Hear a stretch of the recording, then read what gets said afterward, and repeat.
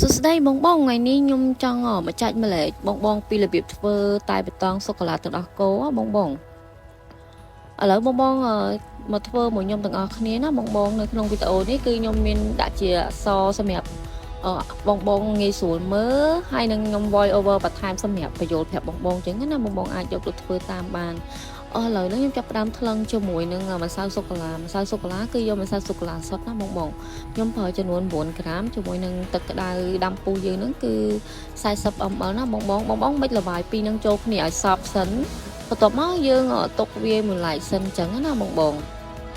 ឥឡូវហ្នឹងខ្ញុំមកឆុងជាមួយនឹងតែបេតងសម្រាប់តែបេតងគឺខ្ញុំឆុងតិចមួយកែវអញ្ចឹងណាបងបងសម្រាប់ទឹកតែបេតងគឺខ្ញុំយកត្រឹមតែ50 ml ទេហើយខ្ញុំប្រើជាមួយនឹងម្សៅដោះគោមួយស្គូបបងគឺមួយស្លាបព្រាខ្មៅនឹងអញ្ចឹងណាហើយកូរវាឲ្យសព្វដូចគ្នាទៅទុកមួយឡែកសិនសម្រាប់ជាតិផ្អែមគឺប្រើជាមួយទឹកដោះគោខាប់40 ml គឺផ្អែមល្មមអត់ផ្អែមខ្លាំង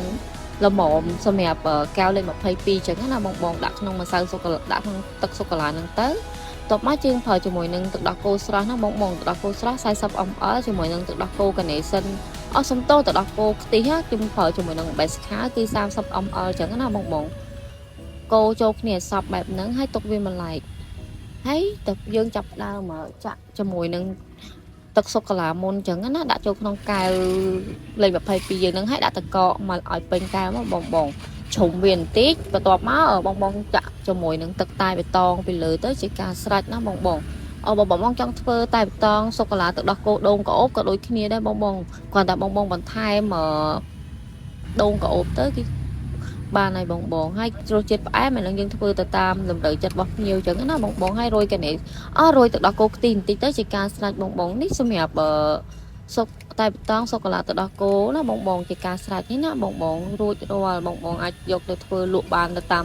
តូបមួយអាចលក់ចន្លោះពីតម្លៃ 4000 បានអញ្ចឹងណាអរគុណបងបាយបាយ